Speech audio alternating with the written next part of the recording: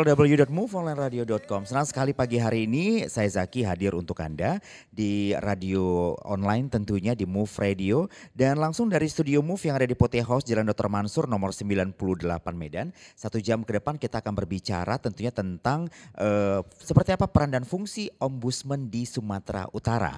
Bersama saya hadir sudah Bapak Hardensi selaku Kepala Perwakilan Ombudsman RI Provinsi Sumatera Utara. Kita akan coba banyak berbincang tentunya seperti apa peran dan fungsi dari Ombudsman yang ada di Provinsi Sumatera Utara. Selamat pagi Bang Hardensi. Selamat pagi.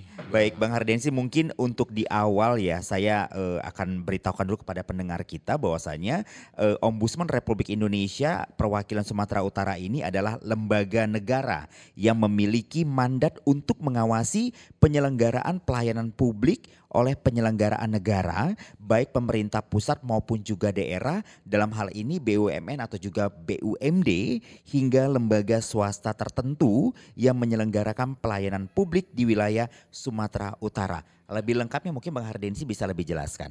Ya, saya kira memang kita ini diamanatkan oleh undang-undang untuk melakukan pengawasan terhadap penyelenggaraan pelayanan publik yang dilakukan oleh penyelenggara negara, oleh pemerintah, baik nasional maupun daerah, oleh BUMD maupun oleh BUMN, oleh badan hukum pemerintah maupun badan hukum swasta dan atau perorangan yang diamanatkan oleh undang-undang untuk menyelenggarakan pelayanan publik.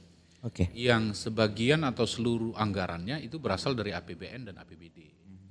Jadi ombudsman ini dia memiliki peran untuk mengawasi penyelenggaraan pelayanan publik hampir di seluruh sektor yang dilakukan oleh pemerintah Provinsi Sumatera Utara, yang dilakukan oleh pemerintah kabupaten kota, yang dilakukan oleh Kementerian Hukum dan HAM menyangkut imigrasi, menyangkut lapas rutan. Kemudian yang dilakukan oleh BUMN, dilakukan oleh BUMD, ada Bank Sumut, ada rumah sakit daerah dan lain-lain. Jadi memang kita melakukan pengawasan kepada seluruh sektor pelayanan publik. Kenapa harus kita lakukan pengawasan? Ya, sebagaimana kita ketahui bahwa di dalam setiap kewenangan itu dia selalu saja ada potensi muncul penyelewengan. Betul. Nah, ORI sebenarnya bertugas untuk memastikan secara eksternal penyelewengan itu tidak terjadi. Makanya bahasa kita itu adalah jangan sampai kemudian muncul apa yang kita sebut sebagai maladministrasi. Ada penyalahgunaan wewenang, ada abai terhadap wewenang, ada pelaksanaan wewenang tidak sesuai dengan peruntukan wewenang. Nah, itu kan kita harus memastikan itu di semua sektor pelayanan. Makanya ORI ini dia kalau kemarin kita rilis dari beberapa laporan yang disampaikan oleh masyarakat, kita mengklasifikasi terkait dengan pelayanan kesehatan, terkait dengan pelayanan pendidikan, terkait dengan kepegawaian, terkait dengan pelayanan di sektor pertanahan dan lain-lain. Itu kan semuanya kita expose kemarin. Nah, expose ini sebenarnya dia dalam kerangka dua hal. Kita sebenarnya membandingkan antara 2024 dengan 2025. Per Januari April 2024 kita sebenarnya menerima 102 laporan. Tapi kemudian per Januari April 2025 kita menerima 106 laporan. Artinya kecenderungannya meningkat ini. Nah, kami menangkap kesan bahwa meningkatnya laporan ini itu bisa berarti pelayanan publik di Sumatera Utara ini belum maksimal. Gitu. Masih ada banyak sektor yang bolong, masih butuh perhatian banyak pihak, khususnya ORI, supaya ada perbaikan secara lebih cepat, lebih maksimal gitu. Nah, banyak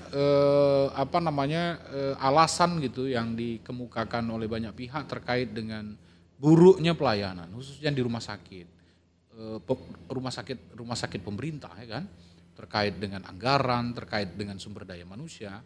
Saya selalu bilang bahwa pelayanan itu dia terhubung secara langsung dengan pemenuhan hak. Pemenuhan hak secara konseptual dan secara praktikal itu dia tidak boleh terhambat oleh urusan-urusan yang sifatnya administratif. Gitu. Jadi kalau pemerintah daerah ini punya rumah sakit, mestinya kan sudah ada mitigasi awal, ada perencanaan yang baik. Bagaimana kemudian menciptakan rumah sakit yang perform, baik dari sisi fasilitas maupun dari sisi sumber daya manusia. Oke, Bang Hardensi, kalau saya lihat sebenarnya ya, tadi Anda mengatakan di awal bahwasanya sepertinya ini tertumpah semuanya kan di ORI ya sebenarnya ya. Mulai dari pelayanan publik sampai berbau kesehatan, pendidikan, semuanya itu. Wilayah kerja Anda adalah 33 kabupaten kota di 33 Provinsi Sumatera Utara. Cukup maksimalkah Anda untuk bisa menerima laporan masyarakat dengan begitu banyaknya sektor-sektor yang masuk ke dalam ORI dan itu masyarakat bisa melapor ke ORI. Dengan begitu banyaknya seperti Anda katakan bahwasanya masih sering terjadi maladministrasi mungkin di beberapa pelayanan publik, masih belum bisa berjalan dengan baik, begitu banyak sektor. Ini bagaimana nih ORI menindaklanjutin ini sendiri? Memang kalau ORI sendirian pasti nggak sanggup ya melakukan Betul. pengawasan. Makanya Undang-Undang 25 2009 tentang pelayanan publik itu dia sudah mengatur bahwa secara substansi bahwa pelayanan publik itu tidak hanya diukur dari ketersediaan dan keterpenuhan pelayanan, tapi juga ada mekanisme komplain gitu. Nah makanya setiap sektor pelayanan publik itu diamanatkan oleh Undang-Undang 25 untuk membentuk wadah supaya masyarakat bisa komplain di internal pelayanan. Oke. Misalnya di Pemprov ada inspektorat, kan begitu. Itu kan tempat masyarakat Secara internal ya. secara internal Di komplain masing-masing kepada kedinasan mungkin gitu ya. kedinasan. Nah, kemudian di setiap subsektor pelayanannya di situ juga harus ada mekanisme komplain. Misalnya di rumah sakit itu kan harus menyediakan loket bagi masyarakat menyampaikan keluhannya Betul. kepada Pelayanan rumah sakit tersebut gitu. Nah, semestinya tempat mereka mengeluh ini dia responsif terhadap keluhan. Karena sekali lagi saya bilang pelayanan yang baik itu bukan hanya ketersediaan, tapi juga ada mekanisme komplain yang responnya cepat dan bisa melahirkan solusi yang baik gitu. Nah kalau kemudian semua mekanisme komplain ini, ORI ini kan pengawas eksternal. Jadi sesuatu yang tidak bisa lagi diselesaikan di mekanisme internal, maka kemudian dia ke ORI.